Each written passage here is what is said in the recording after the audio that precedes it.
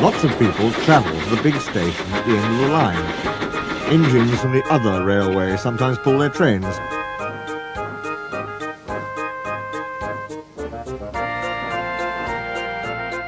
These engines stay the night and go home next day. Gordon was talking one day to one of these.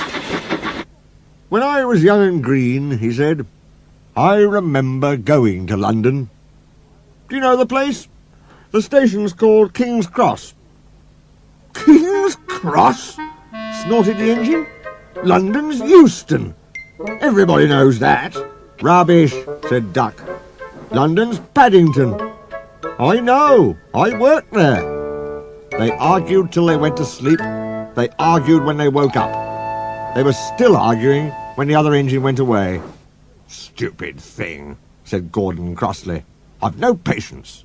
"Stupid yourself," said Duck. "London's Paddington. Paddington, do you hear?" "Stop arguing," James broke in. "You make me tired. You're both agreed about something anyway." "What's that?"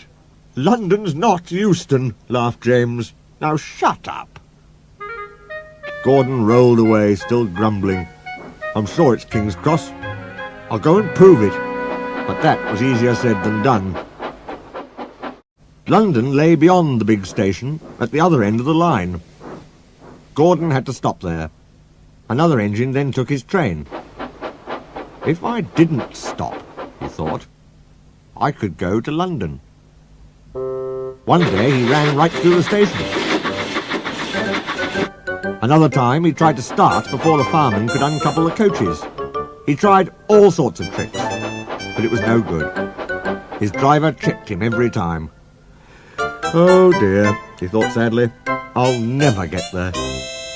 One day he pulled the express to the station as usual. His fireman uncoupled the coaches, and he ran on to his siding to wait till it was time to go home. The coaches waited and waited at the platform, but their engine didn't come. A porter ran across and spoke to Gordon's driver. "The inspector's on the platform. He wants to see you." The driver climbed down from the cab and walked over to the station. He came back in a few minutes looking excited. "Hello," said the fireman. "What's happened?" "The engine for the express turned over when it was coming out the yard. Nothing else can come in or out. They want us to take the train to London. I said we would if the Fat Controller agreed.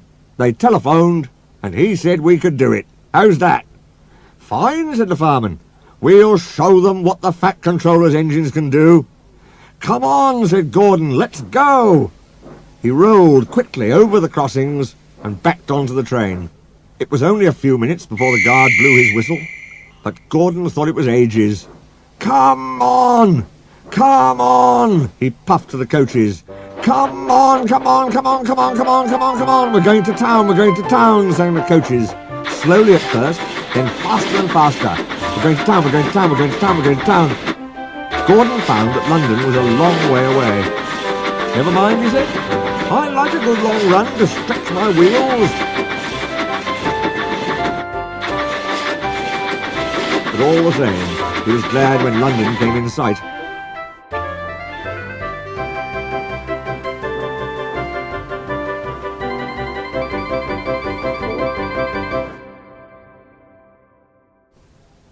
The Fat Controller came into his office next morning. He looked at the letters on his desk. One had a London postmark. "I wonder how Gordon's getting on," he said. The station master knocked and came in. He looked excited. "Excuse me, sir, have you seen the news?" "Not yet, why?" "Oh, just look at this, sir." The Fat Controller took the newspaper. "Good gracious me," he said. "There's Gordon. Headlines, too. Famous engine at London station. Police called to control crowds." The Fat Controller read on, absorbed. Gordon returned next day. The Fat Controller spoke to his driver and fireman. "I see you had a good welcome in London." "We certainly did, sir. We signed autographs till our arms ached. and Gordon had his photograph taken from so many directions at once that he didn't know which way to look. Good, smiled the Fat Controller. I expect he enjoyed himself. Didn't you, Gordon? No, sir, I didn't. Why ever not? London's all wrong, answered Gordon sadly. They've changed it. It isn't King's Cross any more. It's St. Pancras.